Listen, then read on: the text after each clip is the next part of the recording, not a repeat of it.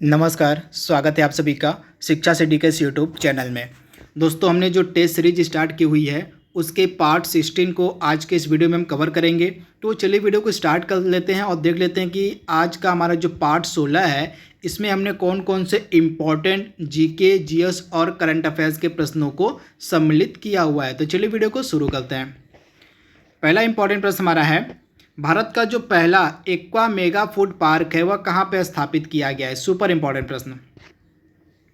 तो भारत का जो पहला एक्वा मेगा फूड पार्क है यह स्थापित किया गया था आंध्र प्रदेश में। तो राइट आंसर आपका हो जाएगा आंध्र प्रदेश।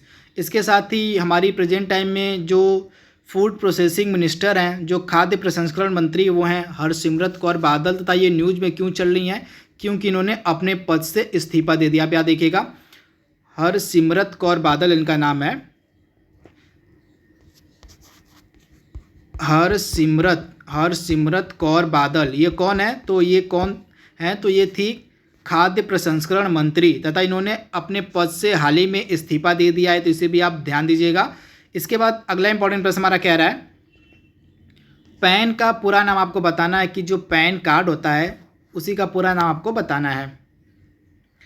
तो पैन का पूरा नाम क्या होता है, तो पैन का पूरा नाम आपका हो जाएगा परमानेंट अकाउंट नंबर। क्या होता है पैन का पूरा नाम, पैन का पूरा नाम होता है परमानेंट अकाउंट नंबर। तथा यह जो पैन कार्ड होता है, पैन जो होता है नंबर होता है वो टोटल कितना होता है, तो 10। कितना होता है, यह 10 अंकी अल्फ़ा न्यूमेरिक संख्या होती है। क्या होती है, तो यह 10 अंकी अल्फ़ा न्यूमेरिक संख्या होती है। तो इसे आप याद रखिएगा। तथा इसका फुल नेम होता है परमानेंट अकाउंट नंबर। अगला इंपॉर्टेंट प्रश्न हमारा है, गांधी सागर बांध किस नदी पर बनाया गया है। सुपर इंपॉर्टेंट प्रश्न। तो जो गांधी सागर बांध है यह बनाया गया है चंबल नदी पर। तो राइट आंसर आपका हो जाएगा चंबल नदी। तथा चंबल नदी के किनारे आपको मिलेगा राजस्थान का कोटा शहर। कौन सा शहर, तो राजस्थान का जो कोटा शहर है वह चंबल नदी के किनारे स्थित है। तो इसे आप याद रखिएगा। तथा ये जो चंबल नदी है यह यमुना नदी की सहायक है। किसकी है, तो यमुना नदी की सहायक नदी है चंबल नदी। तो आप इसे ध्यान दीजिएगा। अगला प्रश्न हमारा कह रहा है, सर्वोच्च न्यायालय के न्यायाधीश की नियुक्ति कौन करता है। सुपर इंपॉर्टेंट प्रश्न। तो सर्वोच्च न्यायालय के न्यायाधीश की जो नियुक्ति है राष्ट्रपति के द्वारा की जाती है। कौन से आर्टिकल के तहत, तो आर्टिकल 124 के तहत जो है सुप्रीम कोर्ट के मुख्य न्यायाधीश की जो नियुक्ति है वह भारत का प्रधानमंत्री करता है, भारत का राष्ट्रपति करता है। तो राइट आंसर आपका हो जाएगा ऑप्शन बी। तथा वर्तमान में हमारे मुख्य न्यायाधीश कौन है, चीफ जस्टिस ऑफ इंडिया कौन है, तो एस.ए. बोबडे जो हैं ये वर्तमान में हमारे क्या हैं, तो हमारे प्रेजेंट टाइम में सीजेआई हैं। क्या है, तो चीफ जस्टिस ऑफ इंडिया हैं। अगला प्रश्न हमारा है, निम्न में से किस संविधान संशोधन का संबंध पंचायती राज व्यवस्था से है। सुपर इंपॉर्टेंट प्रश्न। तो इसमें से कौन सा जो संविधान संशोधन है इसका संबंध पंचायती राज व्यवस्था से है। तो जो 73वां संविधान संशोधन किया गया था, 73वां, यह कब किया गया था, तो 1992-93 के मध्य यह किया गया था हमारा 73वां संविधान संशोधन। तथा इसका जो संबंध है यह पंचायती राज व्यवस्था से है। तो आप इसे याद रखिएगा। तथा संशोधन ने संविधान में भाग जो है 9 जोड़ा था। तथा भाग 9 में ही इस संविधान संशोधन के तहत हमारे संविधान में जो है भाग 9 जोड़ा गया था। तो इसे आप ध्यान दीजिएगा। तथा यह जो संविधान संशोधन था 73वां संविधान संशोधन, यह पंचायती राज व्यवस्था से संबंधित है। तो आप इसे ध्यान दीजिए। अगला इंपॉर्टेंट प्रश्न हमारा क्या कह रहा है कि विश्व का जो पहला तैरता हुआ राष्ट्रीय उद्यान है वह किस झील पर स्थित है। काफ़ी इंपॉर्टेंट प्रश्न है।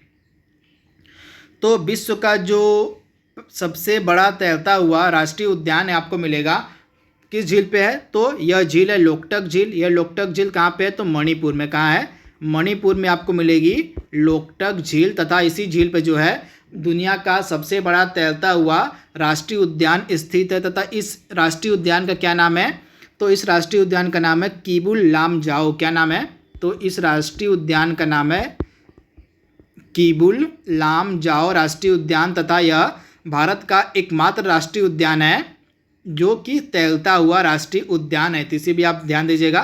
कीबुल लामजाओ राष्ट्रीय उद्यान आपको मिलेगा ये लोकटक झील पर। तथा यह किस राज्य में है, तो मणिपुर राज्य में है। अगला इंपॉर्टेंट प्रश्न हमारा है, IMF का पूरा नाम आपको बताना है। तो IMF का पूरा नाम होता है इंटरनेशनल मॉनेटरी फंड यानी कि अंतर्राष्ट्रीय मुद्रा संगठन, इसका क्या नाम होता है? अंतर्राष्ट्रीय मुद्रा कोष, सॉरी, तो अंतर्राष्ट्रीय मुद्रा कोष IMF का पूरा नाम होता है, तो आप इसे ध्यान दीजिएगा। तथा IMF का हेडक्वार्टर आपको मिलेगा वॉशिंगटन DC में। 8वां प्रश्न हमारा क्या कह रहा है? भारत के किस गवर्नर जनरल के समय जो है दूसरा एंग्लो सिख युद्ध लड़ा गया था? काफ़ी इंपॉर्टेंट प्रश्न है। तो जब दूसरा एंग्लो सिख युद्ध लड़ा गया था तो उस समय भारत का गवर्नर जनरल कौन था?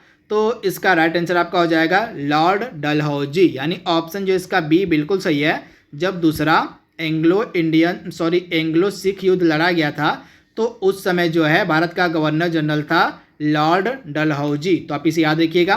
तथा यह जो लॉर्ड डलहौजी था इसके द्वारा डॉक्ट्रिन ऑफ लैप्स, आप याद रखिएगा, मैंने आपको बताया था जो डॉक्ट्रिन ऑफ लैप्स का सिद्धांत है, डॉक्ट्रिन ऑफ लैप्स जिसको हिंदी में आप कहते हैं व्यापकता का सिद्धांत, यह भी लॉर्ड डलहौजी के द्वारा ही शुरू किया गया था। अगला प्रश्न हमारा है जो ओणम त्यौहार है यह किस राज्य में मनाया जाता है? तो जो ओणम त्यौहार है यह आधिकारिक रूप से केरल का त्यौहार है, तो राइट आंसर आपको हो जाएगा केरल। अगला इंपॉर्टेंट प्रश्न हमारा है सरस्वती सम्मान किस क्षेत्र में दिया जाता है? तो जो सरस्वती सम्मान है यह आपको पता होना चाहिए, यह साहित्य के क्षेत्र में दिया जाने वाला सम्मान है। तथा हमारे भारतीय संविधान की जो 8वीं अनुसूची, आप याद रखिएगा, हमारे भारतीय संविधान की जो 8वीं अनुसूची है, हमारी 8वीं अनुसूची में कितनी प्रकार की भाषाओं का जिक्र है? तो टोटल 22 प्रकार की भाषाओं का जिक्र है। तो इन 22 भाषाओं में जो है यह सरस्वती सम्मान दिया जाता है, तो आप इसे ध्यान दीजिएगा। तथा यह जो सरस्वती सम्मान है इसकी जो शुरुआत है वह किसके द्वारा की गई थी? तो के बिरला फाउंडेशन के द्वारा वर्ष 1991 में जो है सरस्वती सम्मान की शुरुआत की गई थी। अगला प्रश्न हमारा है विश्व एड्स दिवस कब मनाया जाता है? तो जो विश्व एड्स दिवस है यह मनाया जाता है 1 दिसंबर के दिन, तो राइट आंसर आपका हो जाएगा 1 दिसंबर के दिन जो है विश्व एड्स दिवस मनाया जाता है। तथा यह पहली बार कब मनाया गया था? तो पहली बार जो विश्व एड्स दिवस था यह 1988 में मनाया गया था। अगला प्रश्न हमारा वर्ल्ड बैंक का हेडक्वार्टर आपको बताना है कहाँ पे है? तो वर्ल्ड बैंक का हेडक्वार्टर आपको मिलेगा वॉशिंगटन DC में। कहाँ? तो वॉशिंगटन DC में आपको वर्ल्ड बैंक का हेडक्वार्टर मिलेगा। वर्ल्ड बैंक की जो स्थापना यह कब की गई थी? जुलाई 1944 में जो है वर्ल्ड बैंक की स्थापना की गई थी। वर्ल्ड बैंक के प्रेसिडेंट यानी कि अध्यक्ष कौन है प्रेजेंट टाइम में? तो डेविड माल्पस। कौन है? तो डेविड माल्पस जो हैं ये प्रेसिडेंट है वर्तमान में वर्ल्ड बैंक के। तथा वर्ल्ड बैंक के CEO कौन है प्रेजेंट टाइम में? तो भारतीय मूल की हैं अंशुला कांत। आप याद देखिएगा, भारतीय मूल की ये हैं अंशुला कांत, ये वर्तमान में वर्ल्ड बैंक की CEO हैं। और वर्ल्ड बैंक के हाल ही में जो मुख्य अर्थशास्त्री बनाई गई हैं वो कौन है? तो हाल ही में वर्ल्ड बैंक की मुख्य अर्थशास्त्री बनाई गई हैं कार्मेन रेनहार्ट। इनका नाम मैं लिख देता हूँ, तो इनका नाम है कार्मेन रेनहार्ट। कार्मेन रेनहार्ट जो हैं ये हाल ही में वर्ल्ड बैंक की मुख्य अर्थशास्त्री बनाई गई हैं, तो इनके बारे में आपको पता होना चाहिए। वर्ल्ड बैंक की CEO मैंने आपको बताया अंशुला कांत हैं। वर्ल्ड बैंक के प्रेसिडेंट कौन है? तो डेविड माल्पास हैं। तो इसे भी आप याद रखिएगा, वर्ल्ड बैंक का हेडक्वार्टर है वॉशिंगटन DC में। अगला प्रश्न हमारा है राज्य लोक सेवा आयोग यानी कि यहाँ पे जो स्टेट PCS होते हैं उनके सदस्यों की नियुक्ति कौन करता है? तो राज्य लोक सेवा आयोग के सदस्यों की जो नियुक्ति है वह राज्यपाल के द्वारा की जाती है, तो राइट आंसर आपका हो जाएगा राज्यपाल के द्वारा जो है राज्य के जो स्टेट PCS होते हैं उनके अध्यक्ष और उनके सदस्यों की जो नियुक्ति है वह राज्यपाल के द्वारा की जाती है, तो आप इसे याद रखिएगा। तथा इसके साथ ही सदस्यों और अध्यक्ष की नियुक्ति तो राज्यपाल करता है, परंतु उनको पद से हटाता कौन है? तो उनको पद से हटाने का जो अधिकार है वह राष्ट्रपति के पास है, तो इसे भी आप ध्यान दीजिएगा। पद से हटाने का अधिकार राष्ट्रपति को दिया गया, परंतु राज्य लोक सेवा के आयोग के अध्यक्ष और सदस्यों को चुनने का जो अधिकार, इनको नियुक्ति का जो अधिकार है वह राज्यपाल को दिया गया। तो दोनों आपको याद रखना है, कन्फ्यूज नहीं होना है। अगला प्रश्न हमारा है विजय हजारे ट्रॉफी किस खेल से संबंधित है? तो विजय हजारे ट्रॉफी का संबंध किस खेल से है? तो क्रिकेट, यानी ऑप्शन C इसका बिल्कुल सही है। अगला प्रश्न हमारा कह रहा है नमक सत्याग्रह की मतलब जो है कब शुरू किया गया था? नमक सत्याग्रह जो है महात्मा गांधी के द्वारा कब शुरू किया गया था? तो 1930 इसका राइट आंसर हो जाएगा। महात्मा गांधी जी के द्वारा जो है 1930 में नमक सत्याग्रह की शुरुआत की गई थी। अगला प्रश्न हमारा है त्वरण को किस उपकरण की सहायता से मापते हैं? तो जो त्वरण होता है वह किस उपकरण की सहायता से मापा जाता है? तो दिए गए जो तीनों ऑप्शन हैं वो बिल्कुल गलत है, तो आपका राइट आंसर हो जाएगा इनमें से कोई नहीं। तो इसे आप याद रखिएगा। तो अब त्वरण को किस उपकरण से मापते हैं ये आपको जान लेना चाहिए। तो उपकरण का नाम है एक्सेलेरोमीटर। क्या नाम है? तो उपकरण का नाम है एक्सेलेरोमीटर। क्या नाम है? तो एक्सेलेरोमीटर होता है। इसी की सहायता से जो है हम मापते हैं त्वरण को। तो आप इसे ध्यान दीजिएगा। अगला इंपॉर्टेंट प्रश्न हमारा है, आकाश जो हमें नीला रंग का दिखाई पड़ता है वह किस कारण से दिखाई पड़ता है, आपको बताना है। तो स्कैटरिंग ऑफ लाइट यानी कि प्रकाश के प्रकीर्णन के कारण जो है जो आकाश होता है हमें नीला दिखाई पड़ता है। तो आप इसे याद रखिएगा। ऑप्शन जो इसका ए है बिल्कुल सही है, स्कैटरिंग ऑफ लाइट यानी कि प्रकीर्णन के कारण। अगला प्रश्न हमारा है, पृथ्वी का जो पलायन वेग है वह कितना होता है। सुपर इंपॉर्टेंट प्रश्न है। तो पृथ्वी का पलायन वेग कितना होता है? तो पृथ्वी का पलायन वेग होता है 11.2 किलोमीटर प्रति सेकेंड। यानी ऑप्शन इसका ए बिल्कुल सही है। 11.2 किलोमीटर प्रति सेकेंड जो है पृथ्वी का पलायन वेग होता है। अगला प्रश्न हमारा है, मिल्क ऑफ मैग्नीशिया का रासायनिक नाम आपको बताना है।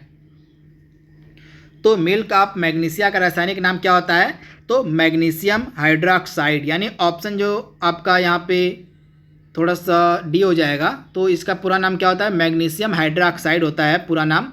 तो जो रासायनिक नाम होता है मिल्क ऑफ मैग्नीशिया का, तो मिल्क ऑफ मैग्नीशिया का रासायनिक नाम होता है मैग्नीशियम हाइड्रोक्साइड। तो आप इसे ध्यान दीजिएगा। मैग्नीशियम हाइड्रोक्साइड रासायनिक नाम होता है मिल्क ऑफ मैग्नीशिया का। अगला प्रश्न हमारा है, पीतल जो है मिश्रित धातु है, मतलब पीतल जो है किनसे मिलकर बनता है? तो पीतल किनसे मिलकर बनता है? तो जिंक और कॉपर से। यानी राइट आंसर आपका हो जाएगा ऑप्शन ए, यानी कि जो पीतल होता है यह जिंक और कॉपर से मिलकर बनता है। अगला प्रश्न हमारा है, पैराफिन मोम से हमें क्या प्राप्त होता है? यानी कि पैराफिन जो मोम होता है इससे हमें क्या मिलता है?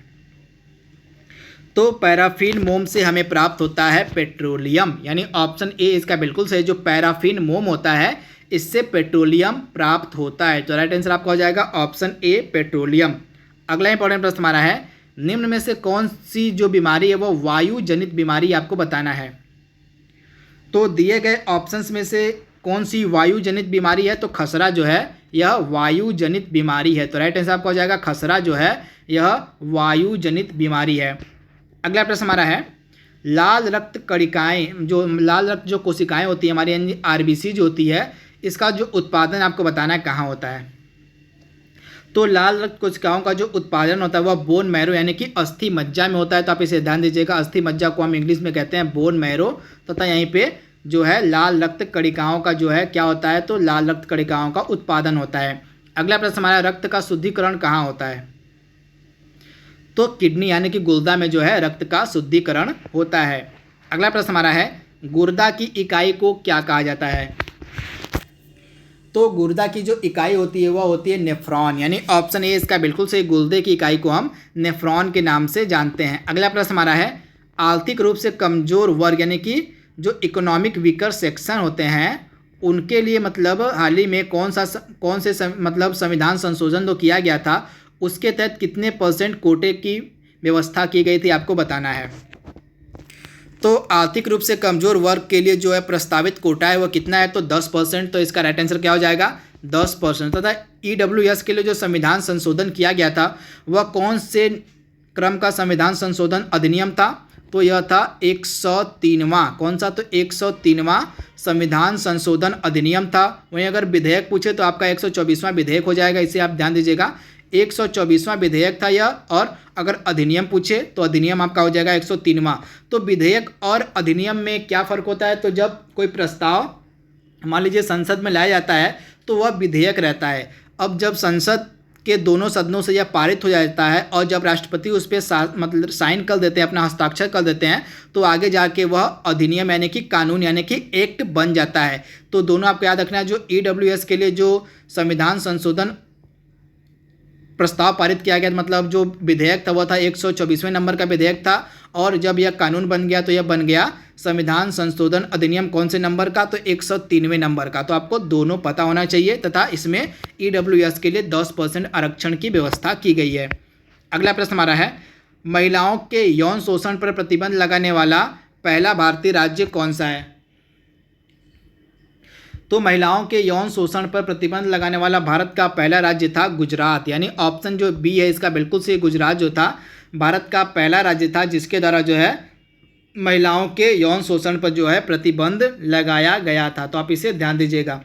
अगला प्रश्न हमारा है, हाल ही में विश्व का पहला तैरता हुआ परमाणु संयंत्र कहाँ खोला गया है? काफ़ी इंपॉर्टेंट ये भी प्रश्न है। सॉरी, इसके आंसर में थोड़ा सा मिस्टेक है। इसका राइट आंसर आपका हो जाएगा, जो महिलाओं के यौन शोषण पर प्रतिबंध लगाने वाला जो पहला राज्य था वह था जम्मू और कश्मीर। क्या हो जाएगा इसका आंसर? तो जम्मू कश्मीर हो जाएगा, JNK हो जाएगा। तो सॉरी फॉर द मिस्टेक, इसका राइट आंसर आपका हो जाएगा जम्मू कश्मीर राज्य पहला था जिसने महिलाओं के यौन शोषण पर प्रतिबंध लगाया था। तो आप इसे ध्यान दीजिएगा। इसके बाद अगला प्रश्न हमारा क्या है, हाल ही में विश्व का जो पहला तैरता हुआ परमाणु संयंत्र खोला गया था वह कहाँ पे खोला गया है? तो भारत का जो विश्व का जो पहला तैरता हुआ परमाणु संयंत्र खोला गया था रूस में खोला गया था। तो राइट आंसर आपका हो जाएगा रूस तथा इस परमाणु संयंत्र का नाम क्या रखा गया था? तो अकादमिक, इसका नाम थोड़ा सा बड़ा है, अकादमिक लोमोनोसोव। क्या नाम था? लोमोनोसोव। तो यह विश्व का पहला तैरता हुआ परमाणु संयंत्र था जो रूस में खोला गया। आप इसे ध्यान दीजिएगा। अगला प्रश्न हमारा है, ज्ञानपीठ पुरस्कार 2019 से किसे सम्मानित किया गया है? तो ज्ञानपीठ पुरस्कार 2019 से किसे सम्मानित किया गया था? तो अक्कितम अच्युतन नंबूदरी, यानी राइट ऑप्शन हो जाएगा ऑप्शन ए आपका बिल्कुल सही हो है। जो अक्कितम अच्युतन नंबूदरी थे इनको 2019 के ज्ञानपीठ पुरस्कार से सम्मानित किया गया था। वहीं 2018 का जो ज्ञानपीठ पुरस्कार था यह दिया गया था अमिताभ घोष को। तो दोनों आपको याद रखना है, 2019 का दिया गया था नंबूदरी को और 2018 का दिया गया था अमिताभ घोष को। तो आप इसे ध्यान दीजिएगा, दोनों में से कोई एक आपके एग्जाम में पूछा जा सकता है। अगला प्रश्न हमारा है, मिस यूनिवर्स 2019 कौन चुनी गई हैं? तो मिस यूनिवर्स 2019 कौन बनी है? तो जोजी बीनी टुंजू, यानी राइट आंसर आपका हो जाएगा ऑप्शन ए, जो जूजू बीनी टुंजू हैं ये मिस यूनिवर्स 2019 चुनी गई हैं, वो चुनी गई हैं। वहीं 2018 की अगर हम बात करें तो कैटरीना ग्रे जो हैं यह 2018 में चुनी गई थी मिस यूनिवर्स। तो इसे आपको याद रखना है, दोनों 2019 में कौन चुनी गई हैं?